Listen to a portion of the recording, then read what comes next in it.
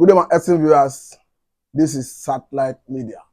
Let us analyze the statement that came from Arewa Consultative Forum that is being led by Shettima Yerima. In the statement, they said that if a referendum were to be conducted, that most Igbos would prefer to remain in Nigeria. But I think what stands out in the statement is they acknowledge that there are some injustice that is being meted out to the Igbos. But let me quickly try to set the record straight, because we understand that just like they pointed out here, there are so many areas where injustice against the Igbo man is very prominent in the Nigerian political space. And I think that is the major reason we are seeing a recurring issue of agitation. But to react directly to the statement, I don't think it's true that if referendum were to be conducted, that most Igbos would decide to remain in Nigeria. Because we could recall that while Nnamdi Kanu was granted bail the other time, while he had the liberty to move around within the southeastern region, we saw almost everywhere he went to the mammoth crowd that greeted it. We saw how he shut down almost every part of the eastern state as in a show of love for the Igbos for him. Well, just as the Arewa Consultative Forum have said, I believe that being in Nigeria or having a separate nation like Biafra is a function of how the country is being managed and whether the country decided to part ways. But let me quickly say that Nigerian government as a people, as a government, as a country, is a signatory to a UN charter that talks about self-determination. So to that extent, if anybody, any ethnicity, whether it's Arewa itself, whether it's Oduduwa, whether it's Ijaw Nation, whether it's Biafra, decides to go by way of self-determination, so long as it's being done within the ambit of the law, I don't think they have offended any relevant section of the Constitution, because hence the Constitution, the Constitution that talks about self-determination have been ratified in Nigeria. I think it has been domiciled in Nigeria as a law. Having said that, let me say that in the issue involving an Nnamdi Kanu, I think it is of paramount importance, pertinent and germane that federal government should give it a political solution. The reason I'm saying this is not far-fetched, because they say what is sought for the goose is equally sought for the gander. We understand that there were an issue with the Miyetti Allah chairman, I'm talking about Bodejo, who was dragged to court by federal government and he was charged on terrorism-related issues. But as at the last count, we understand that the government, through the office of the Attorney General of the Federation, withdrew the case and they cited interest of justice. And we equally understand that someone like Sunday Igboho was facing travail, which most of us regarded as high-handedness on the part of federal government under Muhammadu Buhari, because we saw the excesses of herders in the southwest, in the south-south, in the southeast, in the middle belt, and we saw an issue where people could no longer go to farm in almost every area of the country, including southwest. I think that gave rise to what Sunday Igboho stands for today, where he had to come in to bridge that gap of where the government was not forthcoming in protecting lives and property. Having said that, this government came on board. We're all happy to see that Sunday Igboho was released, because we've been yearning for that. In the same vein, one would have expected that Nnamdi Kanu should have a similar opportunity to have his case resolved through political means.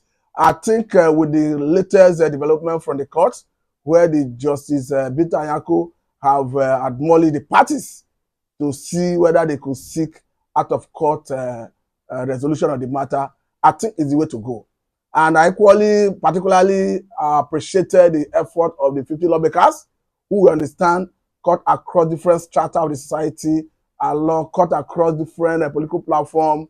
We saw some names from Borno, saw some names from Benue, Kogi, Katsina, Delta, Rivers, and the message is one: federal government should in the interest of peace in the Southeast, release Nnamdi Kanu. Let us have a political solution to Nnamdi Kanu's travail, so that if we do that, because Nnamdi Kanu himself has proven that he's a man of peace.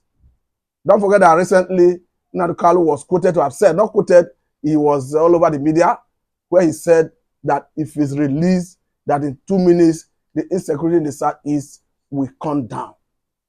Apart from that, recently, Nnamdi Kanu equally had opportunity to speak, where he said that, he specifically said that he condemned the killing in the southeastern part of the country, whether it's on the part of the military, whether it's on the part of the civilians. He said he condemned it. I think every right-thinking member of society has always condemned that. Since Nnamdi Kanu is personally coming out to condemn such killing, I think federal government should, in the interest of peace in the Southeast, allow the young man out of the hook, out of the prison or custody of DSS. Let us see whether peace will eventually return to the Southeast. Because for me, what is paramount in governance, of course, the Constitution captures it. I think Section 14 of 1999 Constitution, as amended, is very clear that the welfare of Nigerians and their security shall be the primary purpose of governance. And if you look at the Southeast currently, you agree with me that insecurity have ravaged almost every part of Southeast. So to that extent, one cannot beat his chest and say that the very primary purpose of governance have been achieved in the southeastern part of the country. And if that is the case, and releasing Nnamdi Kanu will engender the much needed peace, I think it is the way to go. And I appeal, I equally use this medium to appeal to the government, to the office of the Attorney General of the Federation, to Mr. President himself, that in the interest of peace in the Southeast, let us see how the parties involved can interface and possibly have Nnamdi Kanu released. And for me, I always say it, that God by providence created Nigeria different people. You have the Yorubas, you have the Igbos, you have the Hausas, you have the Jaws. There are so many other minority nationalities anyway. But the important thing is, it is not a crime coming together as a people under one platform, Nigeria. But it has to be through unanimous agreements. The unanimous agreement has to be people coming together, perhaps through sovereign national conference, through a dialogue, to come up with a constitution, people's oriented constitution. Not what we have currently, a situation where the constitution was forced on Nigerians. Though that is what we have currently, and I believe we can get better. We can come together as a people if there is need to continue staying together as a people.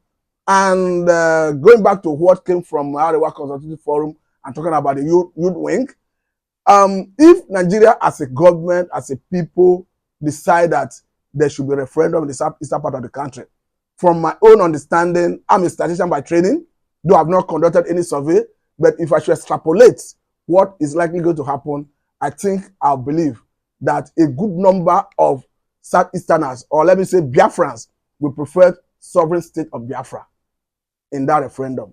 So I strongly disagree with the position of the Arewa Consultative Youth Forum youth wing that most Biafrans will prefer to be in Nigeria. From what we are seeing, it shows that if there is a referendum, most Biafrans will decide to be in Biafra rather than being in Nigeria. It's just like looking at someone from Arewa part of the country. I think the person is first an Arewa man before being a Nigerian. You come to the southwestern part of the country, people from the southwestern part of the country are first Oduduwa before being Nigerians. In the same vein, people from the southeastern part of the country are first Biafrans before being Nigerians. And let me quickly say that before the advent of the white men, we have been living in a different part of the country. We already have our own system of governance, which you may see as monarchical system of governance. And if you even go to Britain, you understand that even in Britain, their traditional institution is still very much active. So it is not true that we didn't have our system of governance or our system of way of doing things before the advent of the white men. Though the white men came in their wisdom, they brought Nigeria together, through amalgamation in what we have today as Nigeria. But to say Nigeria cannot be vulcanized through peaceful means, I think that is not true. What is important is if we must remain together as a people, it must be through unanimous agreement. It must not be through coercion. It must not be through a condition that was imposed on the entire populace. So until I come your way again, remain blessed. This is Satellite Media.